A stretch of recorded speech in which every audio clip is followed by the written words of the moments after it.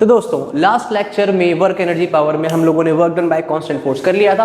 आइए आज स्टार्ट करते हैं work done by variable force. मतलब अगर आप किसी ऑब्जेक्ट को डिस्प्लेस कर रहे हो लेकिन आप जो फोर्स लगा रहे हैं वो कांस्टेंट नहीं है, आप बहुत तेज फोर्स लगा रहे थे, आप स्लो हो गए, थक के फिर आप तेज करना शुरू कर दिया, फिर आप स्लो हो गए, मतलब फोर्स जो आप लगा रहे हो बढ़ घट रहा है, बार बार चेंज हो रहा है। तो उस फोर्स की वजह से वर्क डन क्या आएगा, आइए देखते हैं। मान लेते हैं ये ओरिजिन अज्यूम कर रहे हैं इसको हम, कोई ऑब्जेक्ट है m मास का, इनिशियली वो x1 पोजीशन पर है, आपने कोई वेरिएबल फोर्स लगाना शुरू किया, ठीक है जी। अब वो वेरिएबल फोर्स लगा के फाइनली जो डिस्प्लेसमेंट है या पोजीशन है वो x2 हो गई। तो एक ग्राफ प्लॉट किया मैंने कि इनिशियल पोजीशन मान लेते हैं x1 है और फाइनल पोजीशन x2 है, और देखो फोर्स वेरी है, बढ़ रहा है फिर घटा फिर बढ़ रहा है फिर थोड़ा घटा फिर बढ़ रहा है, फोर्स वेरिएबल है, कांस्टेंट नहीं है। तो इस केस में अगर हमें वर्क डन निकालना है तो क्या प्रोसीजर अप्लाई करना पड़ेगा, आइए देखते हैं। तो क्या करते हैं, अज्यूम कर लेते हैं कि अभी आप यहाँ पर हो इस पॉइंट पर, तो इस पॉइंट पर डिस्प्लेसमेंट सपोज XA है और यहाँ पर जो फोर्स लग रहा था कुछ वो मैंने F मान लिया, मैं इसको पूरा फोर्स लिख रहा हूँ, ठीक है, मैंने F मान लिया। अभी आपने ज़रा सा डिस्प्लेसमेंट कराया है, बस आप यहाँ से सपोज कर लो यहाँ तक आ गए, सिर्फ इतना सा डिस्प्लेसमेंट कराया अभी आपने। तो अब जो पोजीशन है वो कुछ XB हो गई, ठीक है, यहाँ पोजीशन X है और यहाँ हम XB मान लेते हैं, और इस पॉइंट पर जो फोर्स है वो कुछ ये है। तो अगर आप देखोगे कि दोनों पॉइंट्स जो x है और xb में फोर्स का डिफरेंस है वो नियरली नेग्लिजिबल है ना, बहुत नेग्लिजिबल है। तो मैं क्या अज्यूम करके चल रहा हूँ, ये पे मैं लिख दूँ कि जो ये गैप आ रहा है यहाँ पर, ये गैप, ये जो गैप है ये क्या है, नेग्लिजिबल गैप है। नेग्लिजिबल स्पेलिंग क्या होती है, नेग्लिजिबल गैप है, ठीक है। तो अज्यूम कर लेते हैं कि जितनी ये वाली साइड है f उतनी ही ये साइड आ रही है, ठीक है जी, और यहाँ से यहाँ तक के डिस्प्लेसमेंट को मैं कह रहा हूँ dx। तो मुझे एक बात बताओ, XA से XB डिस्प्लेसमेंट स्मॉल है ना, और उस स्मॉल डिस्प्लेसमेंट के लिए फोर्स क्या है आपका, अप्रॉक्स कांस्टेंट ही है। तो अगर मैं सिर्फ इतने से पोर्शन में अप्लाई करूं, मैं सिर्फ अगर निकालूं क्या, work done from XA to XB, तो मुझे मालूम है इतने पोर्शन में फोर्स क्या है आपका, नियरली कांस्टेंट है, कांस्टेंट है नियरली। तो यहाँ पे तो हम सिंपल फॉर्मूला अप्लाई कर सकते हैं वर्क डन के लिए, क्या मैं इसको DW ही लिख रहा हूँ कि क्योंकि स्मॉल वर्क डन आएगा स्मॉल डिस्प्लेसमेंट में, तो फोर्स F डिस्प्लेसमेंट कितना है जी, dx। तो ये छोटे से हिस्से का XA से XB का वर्क डन तो ये आ गया, ठीक है।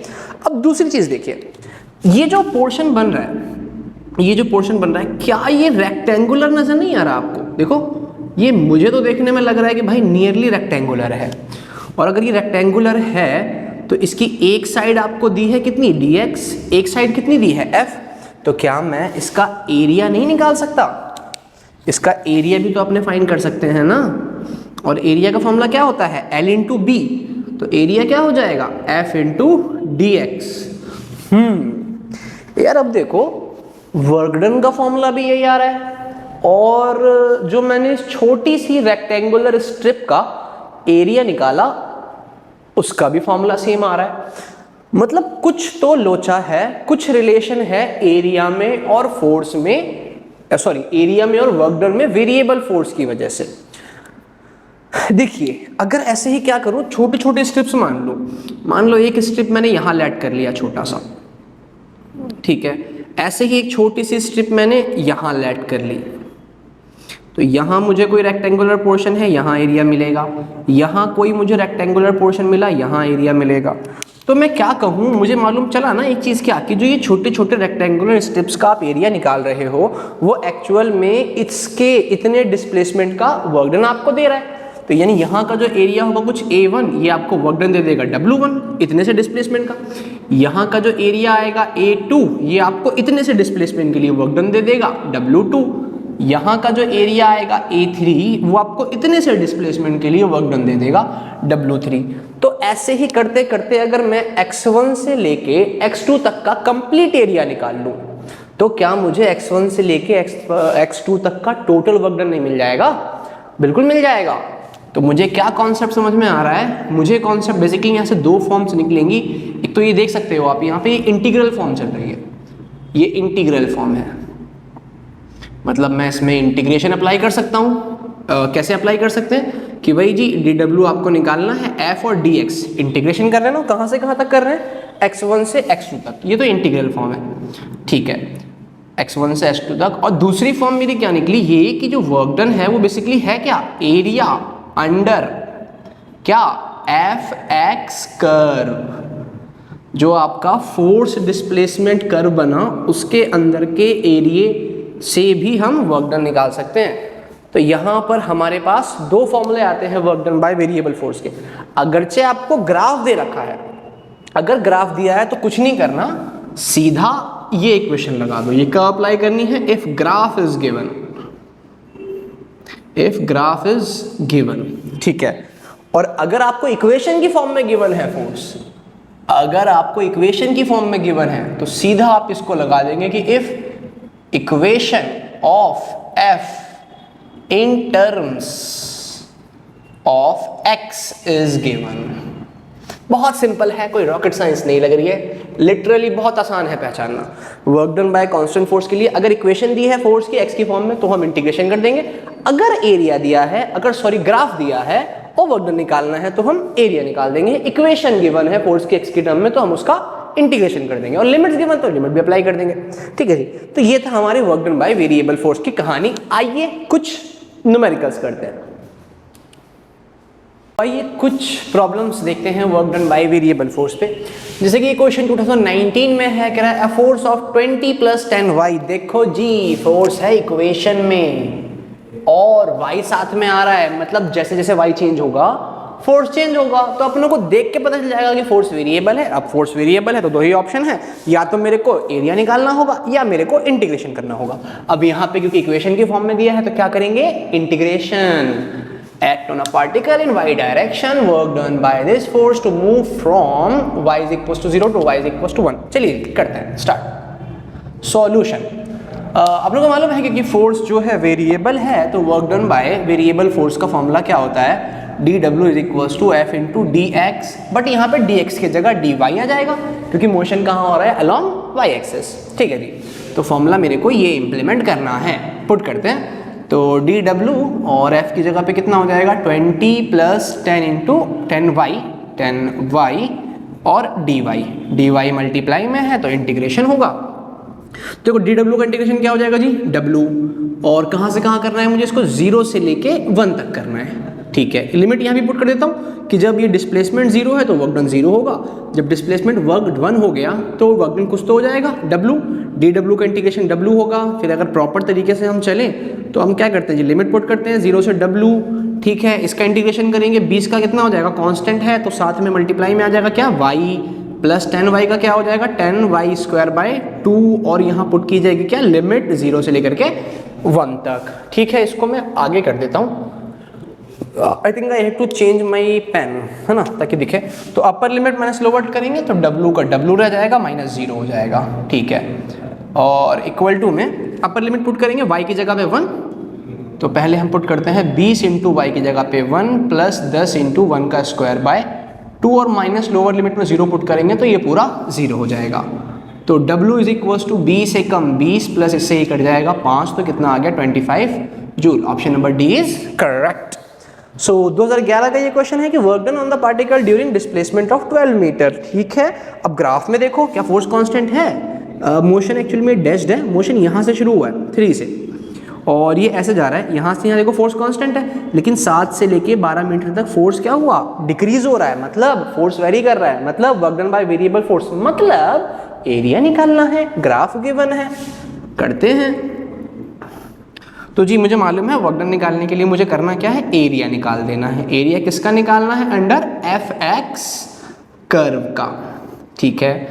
तो कैसा शेप आ रहा है इसमें, देखो एक तो बन रहा है अपनों पे रेक्टेंगल, है ना, और एक बन रहा है अपनों पे ट्राइंगल। तो रेक्टेंगल के लिए कितना होता है, l, ये कितना है 4, और ये हाइट कितनी हो गई 2, तो 4 × 2 प्लस ट्राइंगल का एरिया क्या 1/2 इंटू बेस कितना है 7 से 12 कितना हो गया जी 5, तो बेस 5 और हाइट कितनी है 2, तो 4 दूनी कितना हो गया 8, ये 2 से 2 जाएगा 5, तो 8 5 कितना होता है 13, तो वर्क डन आ गया अपना 13 joule. Option number D is correct, यहाँ भी डी सही आ रहा है।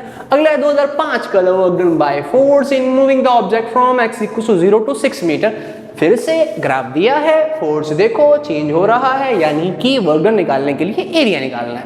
करते हैं, सेम क्वेश्चन है, डाटा थोड़ा सा फर्क है कि वर्क डन के लिए मुझे कुछ नहीं करना, मुझे क्या निकालना है, एरिया। किसका एरिया, f और x के बीच का बनने वाला एरिया।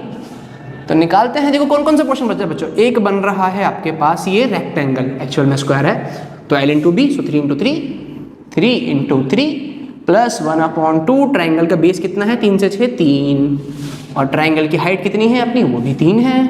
तो ये कितना हो गया, 3 तिया 9 प्लस 3 तिया 9 by 2 4.5, so that is 13.5 joule. Option number B is correct. And the next one is, ये कोई PYQ नहीं है, अपने पास से दिया है, a force of 3x square plus 4x cube Newton. देखो इक्वेशन में आ गया, जैसे जैसे आप x चेंज करोगे वैसे वैसे फोर्स चेंज होगा, मतलब कि फोर्स वेरिएबल है, मतलब कि जो वर्क डन निकालना है वो ड्यू टू वेरिएबल फोर्स है। और क्योंकि इक्वेशन है, मैं तो क्वेश्चन भी पूरा नहीं पढ़ रहा, हमें तो ऐसे ही पता लग गया क्या कि हमें फॉर्मूला कौन सा अप्लाई करना है, f इंटू dx वाला, क्योंकि फोर्स इक्वेशन की फॉर्म में है, फोर्स वेरिएबल है, तो इंटीग्रेशन वाला फॉर्मूला यूज करेंगे। ग्राफ होता तो एरिया निकाल देते। अच्छा, वर्क डन कहाँ से क्या निकालना है, 2 से 3, तो लिमिट 2 से लेके 3 आएगी। आइए इसको सॉल्व करते हैं, फिर से इंटीग्रेशन करेंगे, और यहाँ पर कहाँ गया, हाँ ये 2 से 3, और f कितना है आपके पास, 3x square plus 4x cube plus 2 और इंटू में dx। ठीक है जी, मान लेते हैं इनिशियल वर्क डन W1 होगा, फाइनल W2 होगा। इसने वर्क डन बोला ना 2 से 3 में, तो मतलब नेट वर्क डन निकालना है, तो डेल्टा W लिख दूंगा इसको मैं। देखो dW का इंटीग्रेशन क्या आएगा जी, W कहाँ से कहाँ तक, W1 से W2 तक, और इसका इंटीग्रेशन करेंगे तो 3x की क्यूब बाय 3 प्लस 4x की पावर 4 बाय 4 प्लस 2x। ठीक है जी, ठीक है बच्चों, मुझसे पहले आंसर निकाल के दिखाओ, ये आपको करना है, इसको स्टॉप करके प्रैक्टिस करो, खुद से आंसर निकाल के देखो। अच्छा, मैं इंडिकेट तो कर दिया मैंने, तो ये हमें साइन लगाने की ज़रूरत नहीं है, अब हम सीधा ये लगा सकते हैं, क्योंकि इंडिकेट हम कर चुके हैं। कहाँ से कहाँ, W1 से लेके W2 तक, और ये कहाँ से आएगा, 2 से 3। जगह कम पड़ गई है, we will try. Upper limit minus lower limit करेंगे तो ये हो जाएगा W2 माइनस W1, इसको हम डेल्टा W कह के चल रहे हैं, इक्वल टू में अपर लिमिट। तो देखो पहले तो ये कट रहा है, आसान हो रहा है, 3 से 3 जाएगा, 4 से 4 जाएगा, तो x की क्यूब प्लस x की पावर 4 प्लस 2x, और वहाँ पे x की जगह पहले हम रखेंगे 3, तो अपर लिमिट करेंगे तो ये हो जाएगा, ये क्या हो जाएगा, 3 की पावर 3 प्लस 3 की पावर 4 प्लस 2 इंटू 3, माइनस में लोअर लिमिट, माइनस में लोअर लिमिट करेंगे तो 3 की वैल्यू 2, 2 की पावर 3, 2 की पावर 4 और 2 इंटू 2, तो 2 की पावर 3 प्लस 2 की पावर 4 प्लस 2 इंटू 2, तो DW कितना आ जाएगा जी, 3 तिया 9 तिया 27 प्लस 3 तिया 9 तिया 27 तिया 81 प्लस 3 दूनी 6 माइनस 2 दूनी 4 दूनी 8 प्लस 2 दूनी 4 दूनी 8 दूनी 16 प्लस 2 दूनी 4। जगह कम पड़ गई। चलो कोशिश करते हैं यहीं पे निपटा दें इसको। तो देखो 27 और 81 है ना, तो 80 भी से 107, 108, 108 और 6 114, ये तो हो गया अपनों पे 114, सही कर रहा हूँ ना कैलकुलेशन में, और 8 और 20 28, ये हो गया अपनों पे 28। ठीक है जी, तो 114 में से 28 माइनस करेंगे तो कितना आना चाहिए अपनों पे, 86, सही कर रहा हूँ मैं, 86 जूल। ठीक है, 14 आ जाएंगे तो 100 बचेगा, 14 और जाएंगे तो 6 से। ठीक है जी, तो ये हमारे पास इसका आंसर हो गया। आई होप आपको ये कॉन्सेप्ट क्लियर हुआ होगा, आपको ये वाले क्वेश्चंस क्लियर हुए होंगे, क्योंकि 2 ही कैटेगरी बन सकती है, या तो इक्वेशन देगा जी या वो ग्राफ देगा, इक्वेशन देगा इंटीग्रेशन, ग्राफ देगा तो एरिया। तो ये था अपना work done by variable force. आइए आगे बढ़ते हैं कंजर्वेटिव और नॉन कंजर्वेटिव फोर्स की तरफ। आइए अब देखते हैं कंजर्वेटिव और नॉन कंजर्वेटिव फोर्सेस ये क्या है। देखो रट्टा नहीं मारना, पूरा फील करना है। मोस्ट ऑफ स्टूडेंट रट्टा मार के बैठ जाते हैं कि वो फोर्स जिसकी वजह से वर्क डन 0 होगा कंजर्वेटिव, जिसकी वजह से नहीं होगा नॉन कंजर्वेटिव। अब है क्या, समझे दो, मैं डेफिनेशन पे जाएगा, हम डायरेक्ट समझ रहे हैं, डेफिनेशन बाद में देखेंगे। एक एग्जांपल ले रहा हूं मैं ग्रेविटेशनल फोर्स का, ठीक है। यहां पर हम एग्जांपल ले रहे हैं GF का, GF फॉर ग्रेविटेशनल फोर्स। सोच सुधारो, देश बदलेगा। देखो, तो यहां पर एग्जांपल ले रहे, एक ऑब्जेक्ट है m मास का, उसको मैंने ऊपर उछाला, ठीक है। तो ऊपर उछाला, सपोज कर लेते हैं कि अभी जब ऊपर जा रहा है तो डिस्प्लेसमेंट कहाँ कवर कर रहा है, ये ऊपर की तरफ, कुछ अज्यूम कर लेते हैं h डिस्प्लेसमेंट कवर किया इसने नीचे से ऊपर की तरफ, ठीक है। अब जब ये नीचे से ऊपर डिस्प्लेसमेंट कवर कर रहा है तो इस ड्यूरेशन में फोर्स कहाँ लग रहा है इस पे ग्रेविटी का, नीचे की तरफ, और क्या फोर्स लग रहा है वो mg। देखो जी, डिस्प्लेसमेंट हो रहा है ऊपर, डिस्प्लेसमेंट हो रहा है ऊपर, और फोर्स कहाँ लग रहा है, नीचे की तरफ। एंगल कितना बना यहाँ पर इनके बीच में, एंगल बना 180 डिग्री। तो यहाँ से अगर मैं वर्क डन निकालूं, मुझे मालूम है वर्क डन का फॉर्मूला क्या होता है, फोर्स डिस्प्लेसमेंट कॉस थीटा। तो W1 कह रहा हूँ उसको मैं, तो फोर्स लगा कितना जी, mg, डिस्प्लेसमेंट कितना हुआ h, और एंगल कितना बना 180 का कॉस, कॉस 180 कितना होता है -1।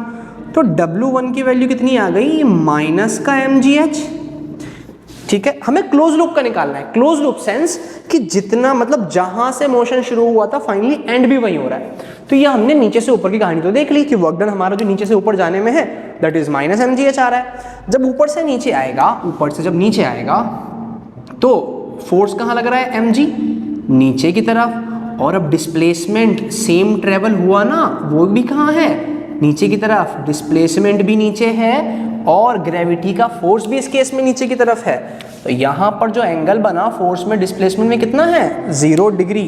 तो अगर यहाँ से मैं वर्क डन निकालूं, W2 उसको हम कहते हैं, तो कितना हो जाएगा, फोर्स mg, डिस्प्लेसमेंट सेम है, h, एंगल बन रहा है 0, सो cos 0।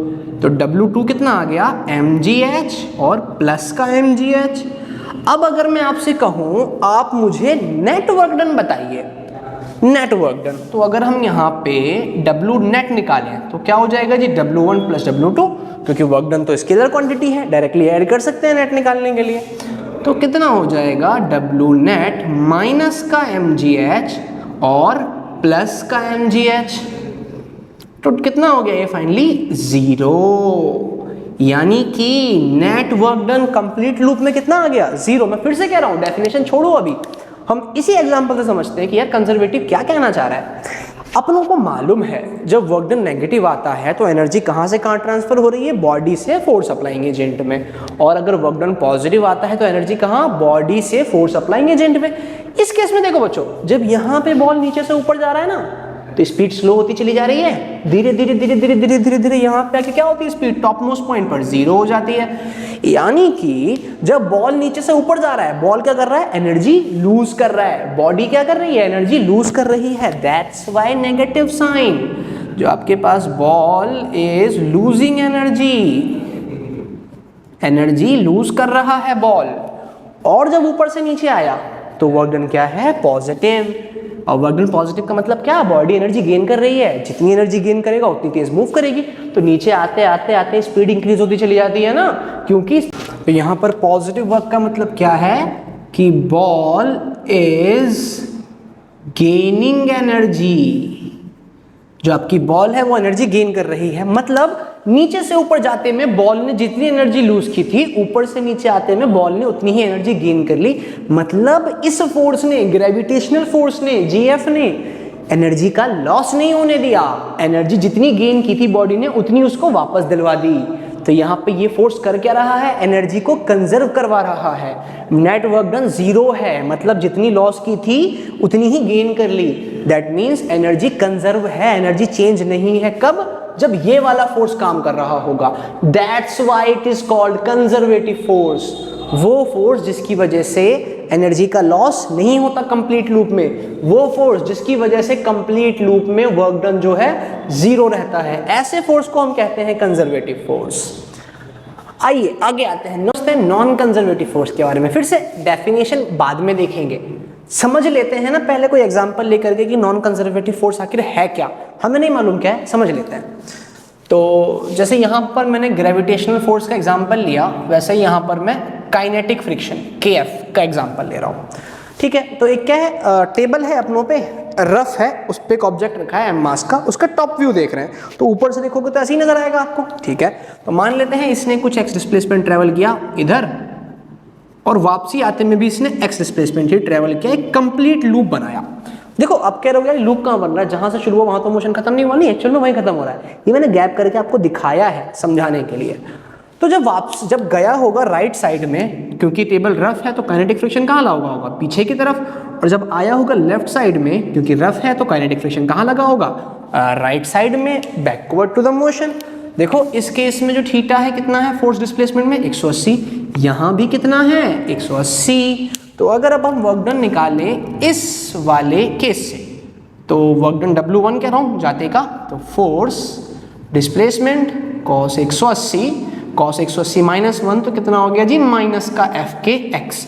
ऐसे यहाँ से निकालते हैं W2, तो फोर्स एफ के डिस्प्लेसमेंट x एंगल 180, तो W2 भी कितना हो गया माइनस का एफ के एक्स। दोनों जगह एनर्जी लॉस हो रही है। W नेट अगर हम निकाल दें तो ऐड करना पड़ेगा W1 प्लस W2, तो माइनस का एफ के एक्स और माइनस का एफ के एक्स हो जाएगा, तो कितना हो गया जी माइनस का 2f के एक्स। ये क्या आ गया आपका W नेट। तो दिख क्या रहा है कि इस केस में जो W नेट है वो नॉट इक्वल टू 0 है। क्यों? क्योंकि यहाँ भी क्या हुआ लॉस हुआ है एनर्जी, यहाँ भी क्या हुई है एनर्जी का लॉस हुआ है। दोनों केस में लॉस कर रहा है, गेन ही नहीं कर रहा है। तो नेट वर्क डन 0 नहीं, नेट वर्क डन नेगेटिव ही आना है, क्योंकि जाते में भी लॉस किया आते में भी एनर्जी लूज किया उसने। तो यहाँ पर मतलब क्या है एनर्जी कंजर्व नहीं है ना। यहाँ पर तो था कि इसने जितना लॉस किया था उतना गेन कर लिया, लेकिन यहाँ तो ऐसा कुछ नहीं है, लॉस ही लॉस कर रहा है। इसी वजह से हम कहते हैं ये जो फोर्स है ना हमारा नॉन कंजर्वेटिव है, एनर्जी को कंजर्व करके बचा के नहीं रख पा रहा, खाली लॉस कर रहा है। That's why these forces are called non conservative, जिसमें से कि एक एग्जांपल लिया हमने काइनेटिक फ्रिक्शन का, तो काइनेटिक फ्रिक्शन हमारा नॉन कंजर्वेटिव कहलाएगा। और इन एग्जांपल्स में से लिया हमने ग्रेविटेशनल फोर्स का, कि ग्रेविटेशनल फोर्स हमारा कंजर्वेटिव कहलाएगा। और भी एग्जांपल है जैसे air resistance, spring force, non conservative के लिए। और कंजर्वेटिव का एक को तो हमने डिटेल में समझा, और भी एग्जांपल है टेंशन फोर्स, इलेक्ट्रोस्टैटिक फोर्स, ये हमारे कंजर्वेटिव फोर्स कहलाते हैं। तो आई होप आपको ये एग्जांपल्स क्लियर हुए होंगे। देखो एक और डेफिनेशन ना हम जो अपने पास से समझ के कर सकते हैं, पता है क्या? देखो चीज़ों को ना ऐसे समझना है ना बच्चों कि आप डिफाइन तो उसको 10 तरीके से कर दो। जैसे कि एक लिखा है मैंने कि कंजर्वेटिव फोर्स की the force due to which net work done in a close loop is always equal to 0। इसको मैं एक और तरीके से डिफाइन कर सकता हूँ यार, क्योंकि मैंने फील कर लिया है, समझ लिया है अपनों ने। कैसे कर सकते हैं? द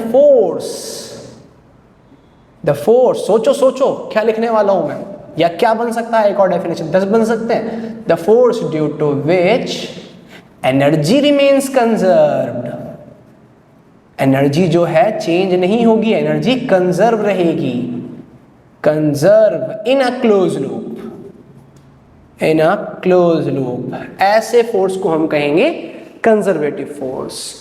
और जी यहां पर अगर मुझे इसको डिफाइन करना हो तो क्या बनेगा, बताओ जल्दी बताओ। The force due to which energy is not conserved in a close loop, इसको हम कहेंगे non conservative force. The energy due to which the force due to which energy is not conserved, energy जो है conserve नहीं रहेगी, is called, या in a close loop, in a close loop is called non conservative force. तो bookish definition तो ये work done वाली ही है कि the force due to which net work done is 0 और the force due to which net work done is not 0। But क्योंकि हम समझ गए ना 10 तरीके से डिफाइन कर सकते हैं यार। सो आई होप आपको ये कॉन्सेप्ट्स क्लियर हुए होंगे। कंजर्वेटिव नॉन कंजर्वेटिव फोर्स आपको रटने की जरूरत नहीं पड़ी होगी, आपको फील हो गया होगा। तो मिलते हैं नेक्स्ट लेक्चर में अगले टॉपिक के साथ।